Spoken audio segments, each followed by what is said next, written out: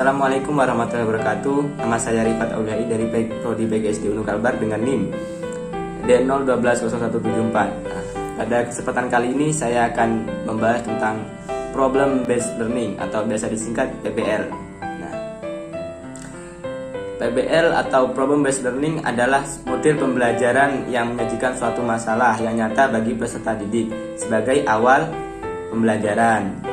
Kemudian diselesaikan melalui penyelidikan dan diterapkan dengan menggunakan pendekatan penyelesaian masalah. Nah, menurut ahli, Barrett menguraikan bahwa PBL merupakan pembelajaran yang dihasilkan dari suatu proses pemecahan masalah yang disajikan di awal proses pembelajaran.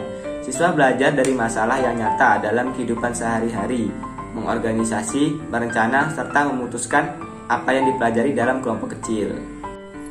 Adapun karakteristik pembelajaran PBL atau Problem Based Learning di sini adalah yang pertama, pembelajaran dimulai dengan suatu masalah. Yang kedua, permasalahan merupakan masalah nyata. Yang ketiga, mengorganisir pembelajaran yang berkaitan dengan masalah, bukan membahas seputar pengetahuan disiplin ilmu. Yang keempat, memberi tanggung jawab kepada peserta didik untuk menjalankan proses. Yang kelima, menggunakan kelompok. Nah, di sini menggunakan kelompok memang lebih efektif karena mereka agar bisa bertukar pendapat dan bertukar pemikiran. Yang keenam, menuntut peserta didik untuk mendemonstrasikan hasilnya. Nah, di sini adapun manfaat pembelajaran based learning adalah yang pertama, manfaatnya dapat menerapkan pengetahuan yang dimilikinya.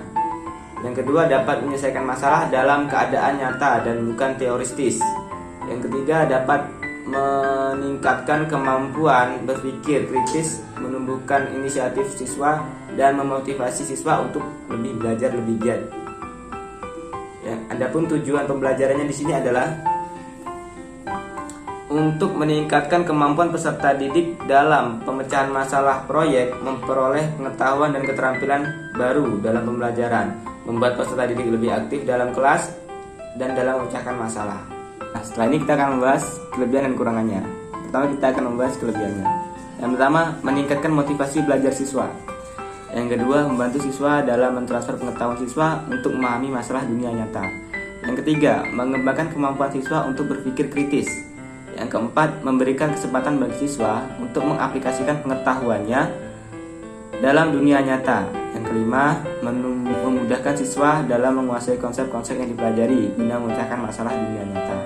Nah, selanjutnya kita akan membahas kekurangannya. Yang pertama, manakala siswa tidak memiliki niat atau tidak mempunyai kepercayaan bahwa masalah yang dipelajari sulit untuk dipecahkan, maka mereka akan merasa enggan untuk mencobanya. Yang kedua, untuk sebagian siswa beranggapan bahwa tanpa pemahaman mengenai materi yang diperlukan untuk menyelesaikan masalah, mengapa mereka harus berusaha untuk memecahkan masalah yang sedang dipelajari? Maka mereka akan belajar apa yang mereka ingin pelajari saja.